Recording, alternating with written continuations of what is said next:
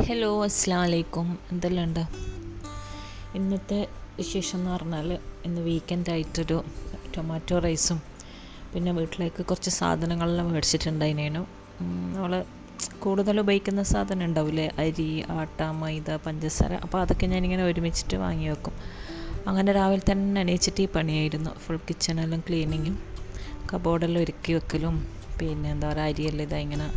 ഞാനിപ്പോൾ പൊന്നി അരിയാണ് വാങ്ങൽ, തഞ്ചാവൂർ പൊന്നി. ചോറ് വെക്കാനും പത്തിലിനുള്ള ഞാൻ സെയിം അരി തന്നെ. പിന്നെ ആട്ടയും മൈദയെല്ലാം നമ്മളിങ്ങനെ മില്ലിൽ നിന്ന് ഇടുന്ന നാട്ടിലെ പോലെ പൊടിച്ചിട്ട് തന്നെ കൊടുക്കുന്നുണ്ട്. നല്ല എന്താ പറയുക, ആട്ടയും മറ്റേ ഇതെല്ലാം അടുത്ത സ്പൈസസ്, മുളക്, മഞ്ഞൾ, അതെല്ലാം ഞാൻ ആടുന്ന് ഓൾമോസ്റ്റ് മേടിക്കൽ.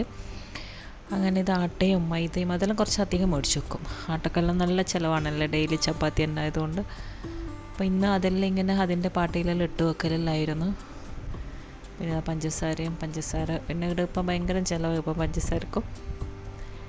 പിന്നെ ആട്ട ഇങ്ങനെ വലിയൊരു എന്താ പറയുക, ഇതിലിട്ട് കഴിഞ്ഞാൽ പിന്നെ ബാക്കിയുള്ളത് ഞാൻ ക്ലിപ്പ് ഇട്ടിട്ട് ഇങ്ങനെ ലോക്ക് ചെയ്തിട്ട് അവിടെ മാറ്റി വെക്കും. എന്നിട്ട് ആദ്യം അതായിരിക്കും നമ്മൾ യൂസ് ചെയ്യാൻ, പിന്നെ പാട്ടയിലിട്ടതെല്ലാം എടുക്കും. അപ്പം മൈദ ഇങ്ങനെ എല്ലാം ഫുൾ ഇങ്ങനത്തെ പണി തന്നെ. പിന്നെ ഫുള്ള് എന്താ പറയുക, അതെല്ലാം ക്ലീൻ ചെയ്ത് പിന്നെ കുറച്ച് ഇങ്ങനെ പൊടിയെല്ലാം പൊടിക്കാനുണ്ടായിരുന്നു.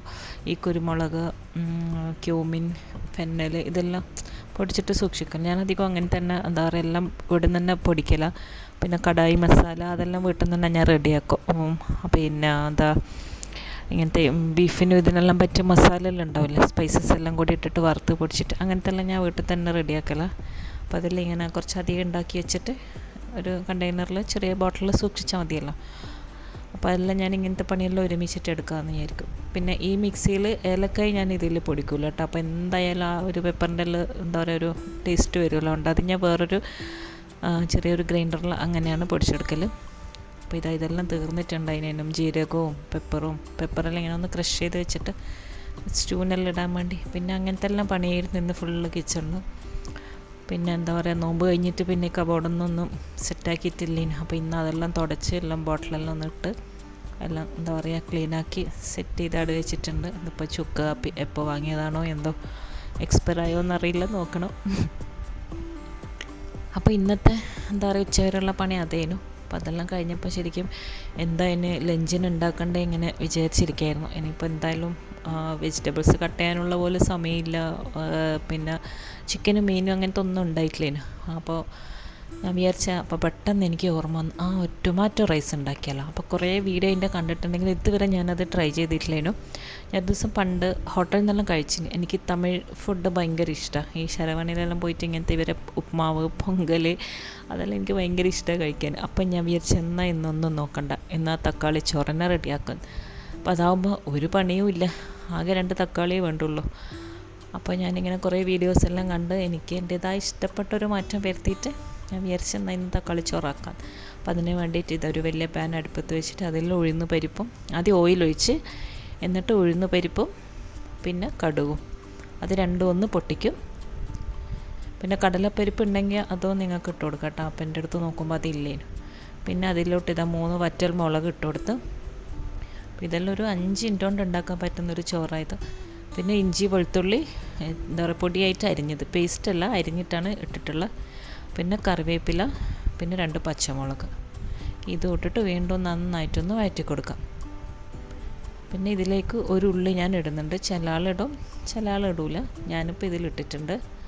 അങ്ങനെ ഉള്ളിയും പച്ചമുളകും ഇഞ്ചി വെളുത്തുള്ളി എല്ലാം ഇട്ടിട്ട് ഒന്ന് വഴറ്റുക. പിന്നെ അതിൽ ഞാൻ കുറച്ച് കാഷ്യൂ നട്ട്സ് ഉണ്ടല്ലോ, അണ്ടിപ്പരിപ്പ്, അത് ഇട്ടിട്ടുണ്ട്. വേണമെങ്കിൽ ഇട്ടാൽ മതി, വെറുതെ ഒരു എന്താ പറയുക കടിക്കാമല്ലോ എന്ന് വിചാരിച്ചിട്ട്. പിന്നെ അതിലോട്ട് ഒരു 1/4 ടീസ്പൂൺ മഞ്ഞൾപ്പൊടിയും പിന്നെ 2 ടീസ്പൂൺ മുളക് പൊടിയും ഇട്ടിട്ടുണ്ട്. എന്നിട്ട് വീണ്ടും നന്നായിട്ടൊന്ന് വഴറ്റി കൊടുക്കുക. പിന്നെ അതിന് ശേഷം ഒരു 1/2 ടീസ്പൂൺ ഗരം മസാലയും കൂടി ചേർക്കുക, ആവശ്യത്തിനുള്ള ഉപ്പും. പിന്നെ പച്ചമണമെല്ലാം മാറുന്നവരെ നന്നായിട്ടൊന്ന് വഴറ്റി അതിൻ്റെ ഒരു റോ ടേസ്റ്റെല്ലാം പോയി കഴിഞ്ഞാൽ അതിലേക്കൊരു ഞാൻ 2 വലിയ തക്കാളി ഇട്ടിട്ടുണ്ട്. തക്കാളിയാണ് ഇതിൻ്റെ മെയിൻ. നല്ല പഴുത്ത തക്കാളി ആയിരിക്കണം. എൻ്റേത് അത്ര പഴുത്തിട്ടില്ലേനും.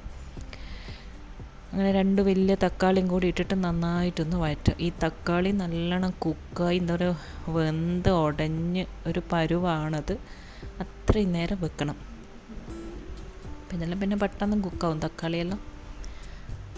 അപ്പോൾ തക്കാളി നന്നായിട്ട് വെന്തുടഞ്ഞിട്ടുണ്ട്.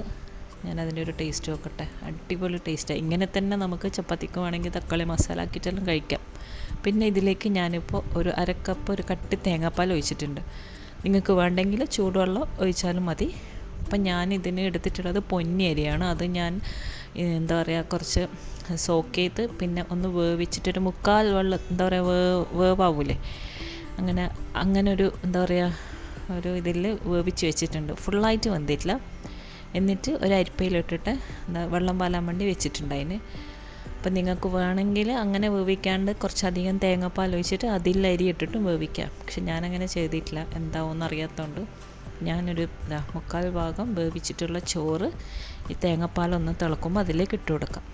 പിന്നെ അതിനൊന്നൊരു അളവില്ല. തേങ്ങാപ്പാൽ അതെല്ലാം ഇനിയിപ്പോൾ എന്തായാലും ഇതിൽ കിടന്നങ്ങ് വെന്തോളൂ. എനിക്കിപ്പോൾ ഈ അരക്കപ്പ് തേങ്ങാപ്പാലും ഈ വെന്ത ചോറും ഇട്ടിട്ട് എല്ലാം നല്ല കറക്റ്റ് അളവിൽ കിട്ടിയിട്ടുണ്ട്. നല്ലോണം വെന്തിട്ടുണ്ട് അതിന്.